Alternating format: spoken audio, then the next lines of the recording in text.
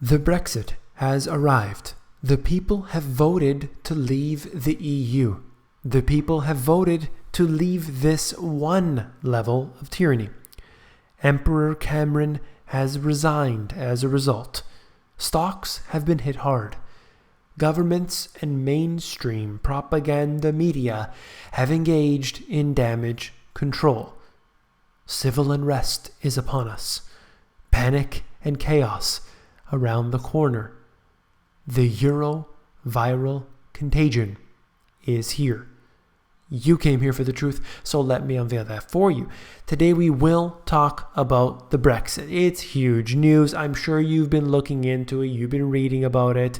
Last night in Eastern time zone here, I was paying attention to it very closely, watching as the numbers became closer and closer to the end, and I couldn't believe my eyes when the results were handed out. So let's talk about this. I'm not going to get into all of the details of exactly what happened.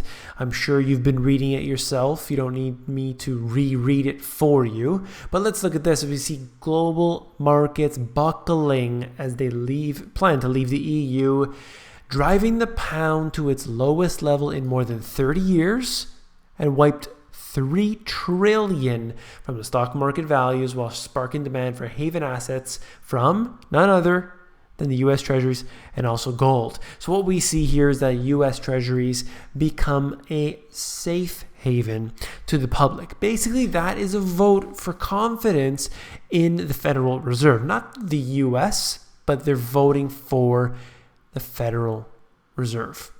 So we're looking at the MSCI's Global Stock Index plunging 4.8%. So that is a fairly significant amount to drop in one day. Think about that. How many stocks have to drop? How many different businesses are affected by this? Everything in line with that. Obviously, very important. Now, more in the article, the specifics. If you're interested, it's there for you. Let's get on with the next article. I want to get to as much as I can here. They're trying to put their fear-mongering out. You've probably seen it. And before I forget to mention this, have you noticed that all of these media outlets and all the government officials and everyone else say Britain is leaving Europe, as if they're going to just float away and disappear and move off to a different location? The way that they project it is as if they're leaving. Britain had an empire as far as I'm aware. The EU is newer than the British Empire. Yet, if they somehow get out of the EU, that's them leaving Europe. They're abandoned, and the whole country's just going to collapse overnight. I mean, the way that they project this is so ridiculous. And you hear the people talking about it, and it's not even funny. It's not even funny. It's sad the way that people think, like the silliness of it. Why would you want an unelected set of technocrats controlling your nation? Who would want that? And I've seen all your comments. I've read them all. I tried to reply to some as well. There's so many. But anyway, regardless, I've seen your comments for those who are there. And I see what you're talking about. Totally agree with all of you. And I'm really, really glad to see that so many people actually went out to vote.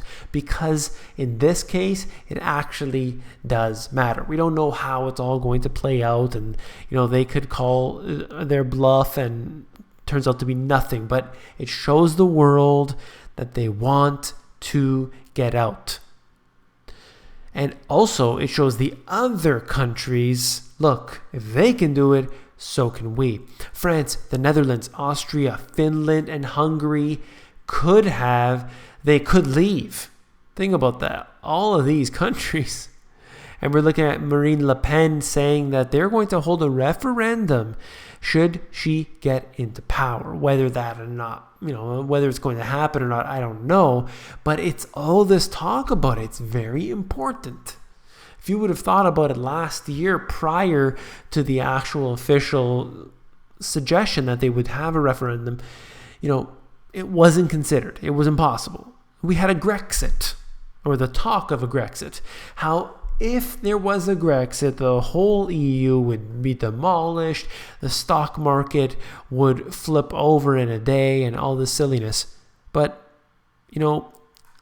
they need to topple the EU system itself, and one by one, they all need to leave. There's a lot more in this article, but let's just move on as we can really have to get to a lot of details here. A senior EU leader has confirmed that the bloc wants Britain out as soon as possible, warning that David Cameron's decision to delay the start of Brexit negotiations until his successor is in place may not be fast enough. So he says he's going to leave in a few months from now, let everything settle down, let the new person get into place, and basically he's not going to leave overnight. That's the way it works. But those in control of this whole system are saying, get out of here, we want someone else that we can manipulate, because at this point you're useless to us. So that's what's happening in this regard. Let's just move on here. The UK's vote to leave the EU has significantly damped expectations for monetary tightening by the Federal Reserve. Oh, here we go.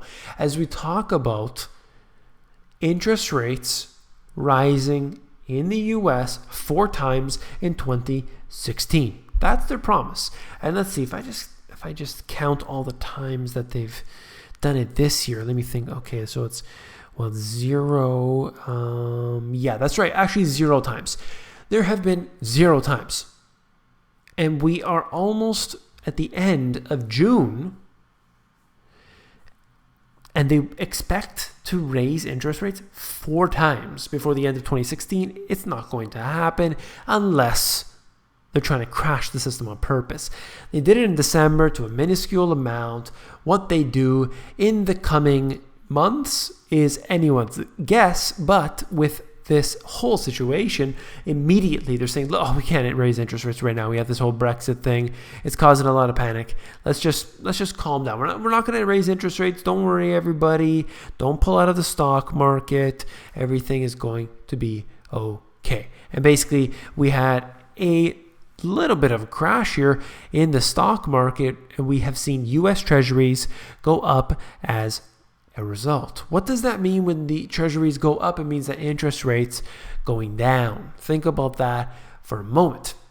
Britain's shock vote to leave the EU may tie the Federal Reserve to near zero interest rates for far longer than expected.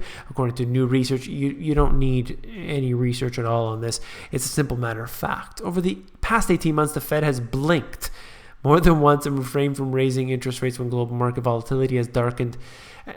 And just think about it. I mean, when have they ever raised interest rates? It was at the absolute last moment. They waited to the last part of 2015 and they raised at the absolute minimum that they could have possibly done. There's more in here, but for this video, let's just move on to say, it wasn't me. Obama shrugs off his humiliating failure to stop Britain quitting Europe by claiming globalization was to blame for the shock result. And there's a lot of talk in here about the presidential election and everything else. All I have to say is what we see going on between one nation or another, it's all false. It's a show. It's a soap opera. Do not get sucked into it. World's 400 richest people lose $127 billion on the Brexit. If you scroll down there, you'll see the chart that shows you that. But all you need to know is that a lot of wealth was, in a way, I should say, eliminated, or better yet, transferred. But what we can tell for sure is that as a result of the Brexit, or just the talk of it, because technically nothing has happened yet, the stock market immediately shows its fragility, and as a result, safe havens start to climb. Whether it's gold or U.S. Treasuries are considered safe, but anyway, what we need to understand is that the actual stock market itself is very, very weak, and this is just one example. Think about it for yourself. Why would the leaving the EU make their own currency less valuable. I mean, it doesn't make any sense. But of course, it's all of the financial markets. They're shorting that. They are selling off, and it's computer algorithms which are all behind it. That's where we need to see the true weakness, because if the EU was strong, it would be able to withstand any of these types of shocks. Hey, you want to leave? That's fine. Don't worry. We got other countries that are willing to join once they show that they're strong enough and everything like this. We are a European Union. We can deal with this. But of course, that's not the case. They are very weak. One interest rate, one currency for a bunch of different countries that have a whole bunch of different ideas, different ideals, different sets of people, different goals and aspirations and everything all together, but they squeeze them onto this one level of tyranny, and all because they are going for their ultimate goal of totalitarianism. If you found this video informative, please give me a thumbs up. Really appreciate that. Every time I'm going to continue to cover the Brexit, but I'm not going to ignore the rest of the information. I assure you, I've been collecting data over these past few weeks. Stay tuned for some more info. If you found the video informative, I know you will find my book, The Money GPS, even more informative. Head over to Amazon, take a look at the Look Inside feature, which will allow you to flip through the pages of the book and see if you like it. Take care.